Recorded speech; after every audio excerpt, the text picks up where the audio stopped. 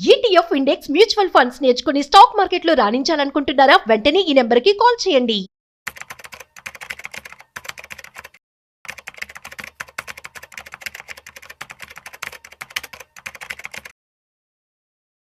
Welcome to Vishnu talks. నేను మీ విష్ణు. ప్రస్తుతం నాతో పాటు senior stock market analyst Sundararamareddy గారు ఉన్నారు. వారితో మాట్లాడదాం. సార్, సుందరరామరెడ్డి గారు నమస్తే సార్. నమస్తే sir. Sir, welcome to Vishnu talks. So Sundararamareddy గారు, అమెరికాలో ఈ ట్రంప్ తీసుకొస్తున్న ప్రతీకార సుంకాల నేపథ్యంలో అమెరికాలో ఆర్థిక మాంద్యం ఏర్పడే అవకాశం ఉందంటూ కూడా అటు అమెరికా ప్రభుత్వం వైపు నుంచి అధికారులు, అదేవిధంగా అమెరికాకి సంబంధించిన వివిధ మేధావులు కూడా కొంత అభిప్రాయం వ్యక్తం చేస్తున్నారు. అమెరికాలో మాంద్యం రాబోతోంది అంటూ కూడా. అయితే అసలు ఒక దేశం మాంద్యంలోకి కూరుకుపోతోంది అనే విషయాన్ని మనం ఎటువంటి సంకేతాల ద్వారా కనిపెట్టొచ్చు? అండ్ అదేవిధంగా ఒక దేశం ఆర్థిక మాంద్యంలో ఉంది అనేదాన్ని అసలు ఎవరు అనౌన్స్ చేస్తారు? బేసికల్ గా అయితే అఫీషియల్ గా అనౌన్స్మెంట్ రావడానికి చాలా టైం పడుతుందండి. బేసికల్ గా ఒక దేశం ఒక రిసెషన్ లో కూరకపోయింది అనేది అఫీషియల్ డేటా ప్రకారం రావాలంటే అమెరికాలో national bureau of economic research అని చెప్పేసి వాళ్ళు డిక్లేర్ చేస్తారు. కానీ వాళ్ళు డిక్లేర్ చేయాలంటే వాళ్ళు ఇన్ఫ్లేషన్ కన్సిడర్ చేస్తారు, అంటే 2 జీడిపి గ్రోత్, 2 క్వార్టర్స్ యొక్క జీడిపి గ్రోత్ ని కన్సిడర్ చేస్తారు, అంటే ఎంప్లాయ్మెంట్ డేటా చూస్తారు, అంటే ఫ్యాక్టరీస్ యొక్క అవుట్పుట్ చూస్తారు. చాలా విషయాలు చూసుకొని వాళ్ళు అప్పుడు డిక్లేర్ చేస్తారు. చాలా సార్లు రియల్ గా ఇన్ఫ్లేషన్ లో అది ఆ కంట్రీలో రిసెషన్ లో ఉన్నా సరే మనకి అఫీషియల్ గా వాళ్ళు డిక్లేర్ చేయడానికి కొన్ని మంత్స్ నుంచి కొన్ని ఇయర్స్ పడతాయండి. అందుకని స్టాక్ మార్కెట్ అన్నిటికన్నా ముందు పసిగట్టింది. యాక్చువల్గా ఒరిజినల్ గా రిసెషన్ రాకముందే అది పసిగట్టింది. ఇంకా చెప్పాలంటే IT sector is the best barometer అనమాట. ఐటీ కనుక పడుతుంది అనుకుంటే క్లయింట్స్ స్పెండింగ్ చేయడం ఇష్టం లేదు, బడ్జెట్ తగ్గించుకుంటున్నారు అని అర్థం. అంటే ఉద్యోగుల లే ఆఫ్లు జరుగుతున్నాయి అంటే ఖర్చులు తగ్గిస్తున్నారు. ఖర్చులు తగ్గిస్తున్నారు అంటే గ్రోత్ ఉండదని ఎక్స్పెక్ట్ చేస్తున్నారు. దాంతో ఆటోమేటిక్ మనకు అర్థం అవుద్ది.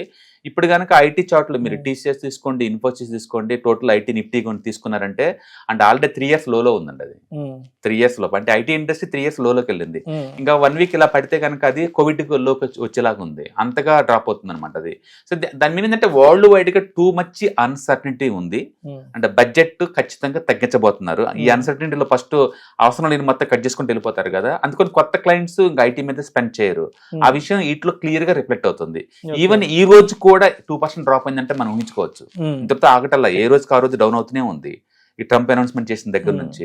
And IT is the major effect అవుతుంది. కాబట్టి రిసెషన్ వచ్చిందా లేదా అనేది అమెరికాలో అయితే లీగల్ గా national bureau of economical research వాళ్ళు కన్ఫర్మ్ చేయాలి. వాళ్ళు బోల్డ్ అనే డేటా ముందేసుకుంటారు, ఏది ఇన్ఫ్లేషన్ ఇవన్నీ కూడా. ప్రస్తుతానికి అయితే అమెరికాలో ఇన్ఫ్లేషన్ కంట్రోల్లో ఉందండి. అది 2.8 ఉంది. కానీ ట్రంప్ ఆల్రెడీ ఇంటర్నల్ గా ఫెడరల్ ఎంప్లాయీస్ మొత్తం తీసుకుంటూ వస్తున్నాడు. అది ఆల్రెడీ 0.8% పెరిగిద్దని ఊహిస్తున్నారు. ఇప్పుడు వరల్డ్ అన్ని కంట్రీస్ మీద తక్కువ అంటే 10%, ఎక్కువ అంటే ఆల్మోస్ట్ 50% దాకా ట్యాక్స్ వేసుకుంటూ వెళ్తున్నారు. యావరేజ్ మనం 20% వేసాం అనుకోండి, ఇది వెళ్ళి అమెరికన్ లివింగ్ కాస్ట్ లో పడుతుంది కాబట్టి అది 4.4 వస్తుంది ఇన్ఫ్లేషన్ అంటున్నారు. సో ఇప్పుడు 2.8 గా ఉన్నది 4.4 గా అయితే ఆల్మోస్ట్ కొంత ఛాన్సెస్ లోకి వచ్చినట్టు, ఆల్రెడీ ఉన్నట్టు అనమాట. అంటే గ్రోత్ లేకపోగా ఇదైంది. సో ఇప్పుడు ప్రస్తుతానికి అది అడ్జస్ట్ అవడానికి చాలా టైం పడుతుంది. యాక్చువల్ గా ట్రంప్ అధ్యక్షుడిగా వచ్చే నాటికి అమెరికన్ ఎకానమీ వెల్ గా సెటిల్ అయి ఉందండి ఆల్రెడీ. ఐటీ బాగుంది, రిక్రూట్మెంట్స్ బాగున్నాయి, ఇన్ఫ్లేషన్ కంట్రోల్ లో ఉంది, అన్ని రెడీగా ఉన్నాయండి. అంత పరిచిన పూల పాన్పు లాగా చెప్పాలంటే అలా ఉంది. ఇప్పుడు అనవసరంగా వచ్చేసి అవసరం అనేది హిస్టరీ చెప్పాలి మనకి. నెక్స్ట్ 1 year తర్వాత ఏం జరిగింది అనేది. ఇప్పుడు సడన్ గా వాటిని గెలికేసరికల్లా ఇన్ఫ్లేషన్ ఖచ్చితంగా పెరగబోతుంది. అండ్ ఆల్రెడీ ఆయిల్ రేట్లు మనం చూస్తే మనం ఆల్రెడీ రిసెషన్ లో ఉన్నట్టు లెక్క అఫీషియల్ గా. ఎందుకంటే అది బిలో $50 వస్తుందండి ఆయిల్. అంటే వరల్డ్ వైడ్ 5-6 years బ్యాక్ వెళ్ళిపోయింది. అవును, అంటే ఎవరు వాడేవాళ్ళు లేరేమో, ఫ్యాక్టరీలు అన్ని క్లోజ్ అయినాయేమో అన్నట్టు అనిపిస్తుంది ఆయిల్ ప్రైస్లు కానీ చూస్తే మనకి. అంతగా అయింది. సో ఐటీ చూసినా ఆయిల్ చూసినా సరే వరల్డ్ వైడ్ గా రిసెషన్ వచ్చే ఛాన్స్ ఎక్కువ ఉందని కనబడతా ఉంది. యూజువల్ గా యూరోప్ అండ్ అమెరికాలో ఏంటంటే జీడిపి గ్రోత్ మొత్తం లేదు 2-3% కానీ ఎక్కువ ఉండవు. ఎప్పుడైతే ఇన్ఫ్లేషన్ పెరిగి వీటిని మ్యాచ్ చేస్తాయో అప్పుడు ఆటోమేటిక్ గా అవి రిసెషన్ లో కూరుకున్నట్టు లెక్క అనమాట. బట్ ఈ 2025 లో రిసెషన్ లోకి వచ్చినా రాకపోయినా బట్ ప్రాబిలిటీ అయితే బాగా పెరుగుతుందనే విషయం అమెరికాలోని ఆర్థిక శాస్త్రవేత్తలు అందరూ మొత్తుకుంటున్నారు. ఇంతకుముందు అది 40 అన్నారు, ఈ మధ్య 70 దాకా తీసుకొచ్చారు దాన్ని. అంటే 70% chance is there America goes into the recession అనమాట ఎండ్ ఆఫ్ దిస్ ఇయర్ కల్లా. కానీ వాటికి లీగల్ గా మనకి ఆ డేటా బయటికి రావడానికి take months to years time అండి. అందుకని అఫీషియల్ అనౌన్స్మెంట్ అంత ఈజీ చేయరు వాళ్ళు. అంటే సిచ్యువేషన్ ఎలా ఉందంటే 5-6 months బ్యాక్ ఎవరైతే ట్రంప్ రావాలి, అవును, మేక్ అమెరికా గ్రేట్ అగైన్ అని అన్నారో, ఇవాళ అదే దేశ ప్రజలు ఈ ట్రంప్ మాకొద్దు, అనవసరంగా ఎన్నుకున్నాం, ఇతని వల్ల లేనిపోని సమస్యలు వస్తున్నాయి అండ్ ఇతని వల్ల ఆర్థిక వ్యవస్థ మొత్తం చిన్నాభిన్నమయ్యే అవకాశం ఉందంటూ కూడా గోల్డ్మెన్ సాక్స్ లాంటి వాళ్ళు కూడా ప్రిడిక్షన్స్ ఇస్తున్నారు. అవును అవునండి, ఈవెన్ హ్యాండ్స్ ఆఫ్ మూమెంటం మీరు చూసారు అన్ని సిటీస్ లో ఎంత భారీగా, అన్ని స్టేట్స్ ఆల్మోస్ట్. అవును, ట్రంప్ అలా అధ్యక్షుడు ఎన్నికైన తర్వాత వచ్చిన ఫస్ట్ మేజర్ రెవల్యూషన్ అండి పబ్లిక్ దగ్గర నుంచి. కాబట్టి అందరూ డిస్కంఫర్ట్ గా ఉన్నారు. తను చెప్పేది ఏంటంటే మందు ఎప్పుడు చేతుగానే ఉంటుంది, బట్ లాంగ్ రన్ లో బాగుంటుంది. అంటే చైనా వాళ్ళు కొన్ని డెకెట్స్ కి ప్లాన్ చేసుకున్నప్పుడు మనం కూడా ప్లాన్ చేయలేమా, షార్ట్ టర్మ్ లో పెయిన్ భరించలేమా, 1 quarter 2 quarter పెయిన్ ఉంటుంది, but long term point of లో అమెరికా గ్రేట్ అగైన్ అవుతుంది అని చెప్తున్నారు. కానీ వాళ్ళు చేసేది ఏది కూడా లేదు. ఇప్పటి వరకు వాళ్ళు ఐటీ సర్వీసెస్ లో ఉన్నారు, ఎక్కువ టెక్నాలజీలో ఉన్నారు. టెక్నాలజీలో ఎక్కువ రేట్ ఆఫ్ రిటర్న్ ఉంటుంది బేసికల్ చెప్పాలంటే. ఈ చిన్న షూల మీద, పింగాణి పాత్రల మీద, వీటి మీద ఏముంటుందండి, అవి వెనక్కి తెచ్చుకుని మీరు ఏం చేసుకుందామని. అందుకని కొన్ని కంట్రీస్ ని వాళ్ళు కన్సిడర్ చేయాల్సింది. వాళ్ళ అమెరికా ఎదిగిందంటే ఒకటే కారణం అండి, లో కాస్ట్ ప్రొడక్ట్స్ మొత్తం అవుట్ సోర్స్ పడేసింది అండ్ హై ఎండ్ గుడ్స్ మొత్తం అది మ్యానుఫ్యాక్చరింగ్ చేస్తుంది కాబట్టి అది నిలబడగలిగింది. ఇప్పుడు దాన్ని కూడా లో కాస్ట్ వాటిని బ్యాక్ తెచ్చుకుంటే అసలు అమెరికాలో ఎంప్లాయీస్ ఎక్కడ ఉన్నారు, ఎవరు చేస్తారు అంత తక్కువ రేటుకి?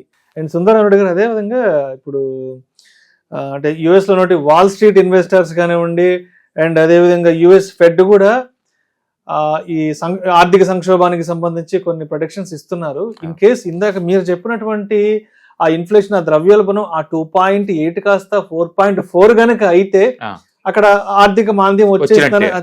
ఒకవేళ అమెరికా గనక ఆర్థిక మాంద్యంలో కూరుకుపోతే ఎస్ ఇండియా మీద ఎటువంటి ఇంపాక్ట్స్ ఉండే అవకాశం ఉందంటారు? అండ్ మనం దాన్ని ఏ విధంగా ఫేస్ చేయగలము? వరల్డ్ మొత్తం మనం జీడిపి ఒకటిగా తీసుకుంటే 105 ట్రిలియన్ ఎకానమీ వరల్డ్ మొత్తం.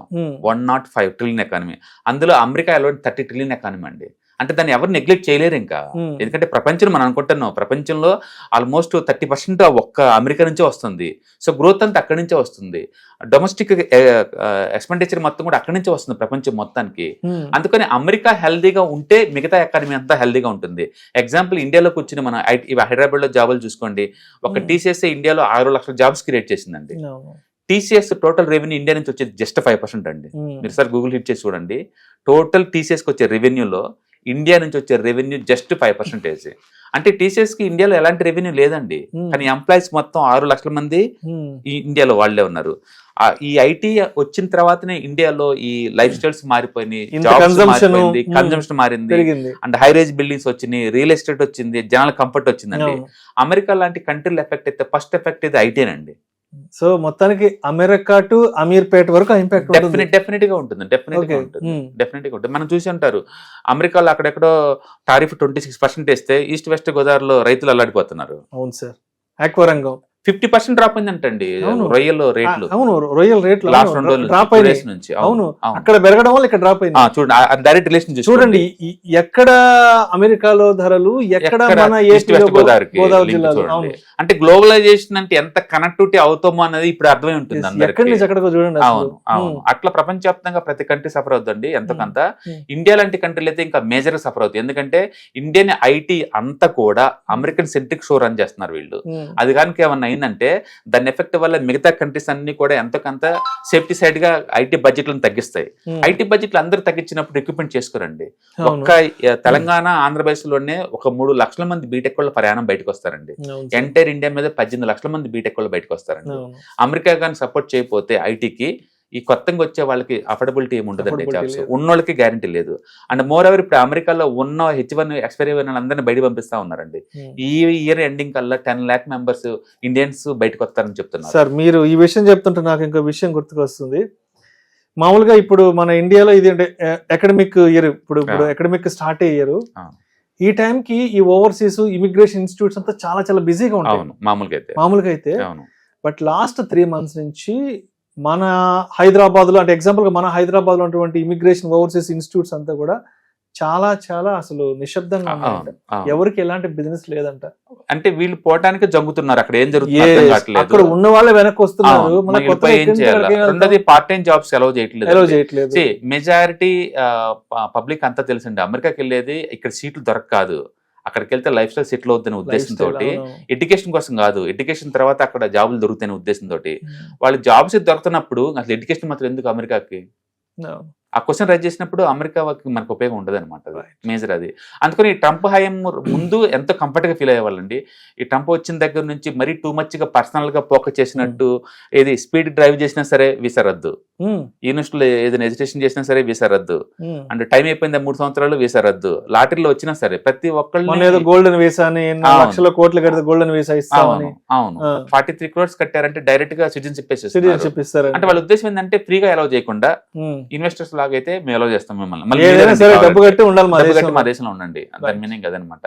అమెరికాలో ఏంటంటే ఇన్ని సంవత్సరాలు టూ మచ్ డాలర్ ప్రింట్ చేసుకుని వెళ్ళిపోయారండి. ఇప్పుడు ఆ డెట్ లో మెజారిటీ డెట్ 25 ఎండింగ్ కల్లా రీఫైనాన్స్ చేయాల్సి వస్తుంది. అది చేయాలంటే వాళ్ళు మొత్తం బారో చేయాలంటే డబ్బులు కావాలి. ఆ డబ్బులు కావాలంటే ఏదో రూట్లో ఎత్తుకోవాలి. మన వాళ్ళు అయితే గవర్నమెంట్ ల్యాండ్ బ్యాంక్ ఏదో అమ్ముతారు, గవర్నమెంట్ ల్యాండ్స్ అయ్యి అని. బట్ అమెరికా వాళ్ళకి అది అలాంటి ఛాన్స్ లేదనుకుంటా. అందుకని గోల్డెన్ వీసా తెచ్చేసి ఈచ్ పర్సన్ కి 43 కోట్లు అండ్ మిగతా టారిఫ్ పెంచేసి ఆ ఇన్కమ్ ఇలా గ్యాదర్ చేస్తున్నారు. ట్రంప్ అంటేనే పక్క బిజినెస్ మ్యాన్ కాబట్టి సో ప్రతిదీ బిజినెస్ యాంగిల్ లో దాన్ని క్యాష్ చేసుకుంటారు. బట్ ఈ రేంజ్ బెదిరిస్తారని ఎవరు అనుకోలేదండి, ఎందుకంటే ఏం చెప్పినా ముందే చెప్తాడు. బట్ ఇంత అగ్రెసివ్ గా ఉంటారనే విషయం మాత్రం ప్రపంచానికి తెలియదు. నిన్న ఒక్క జపాన్ తోటి టాక్స్ బిగినాయి అన్న ఒక్క ఆనందం తోటి వరల్డ్ స్టాక్ మార్కెట్ యావరేజ్ మీద 3 to 6% పెరిగినాయండి. అంటే ప్రపంచం ఎంత రిలీఫ్ కోరుకుంటుందో మీకు అర్థమై ఉంటుంది.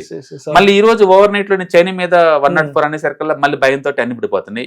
ఇప్పుడు లైవ్ లో ఈవెన్ అమెరికన్ మార్కెట్ -2 లో ట్రేడ్ అవుతుందండి. ఇంకా ఇప్పుడు అమెరికన్ ఫీచర్స్ కూడా, అంటే ఇన్ని రోజులు పడిన తర్వాత కూడా ఇంకా రిలీఫ్ ర్యాలీ రావట్లేదంటే మార్కెట్ లో ఎంత అన్సర్టనిటీ ఉందో చూడండి. సో మొత్తానికి అమెరికాలో కనుక ఆర్థిక మాంద్యం వస్తే డెఫినెట్ గా అమెరికా నుంచి అమీర్పేట్ వరకు హిట్ అవుతుంది, అండ్ అమెరికా నుంచి అండ్ మీ గుంటూరు జిల్లా వరకు హిట్ అవుతుంది, మా నెల్లూరు జిల్లా వరకు ఎక్కడికి హిట్ అవుతుంది, ఎంతకంత ఏదో రంగంలో హిట్ అవుతుంది. ఇప్పుడు లైక్ అక్వా గురించి మాట్లాడుకున్నాం కదా, డైరెక్ట్ గా అక్వా, మిగతా రోజుల్లో మన జిల్లాలో మొత్తం అక్వానే కదా ఎక్కువ ఉంటుంది. Right, thank you sir, thank you so much.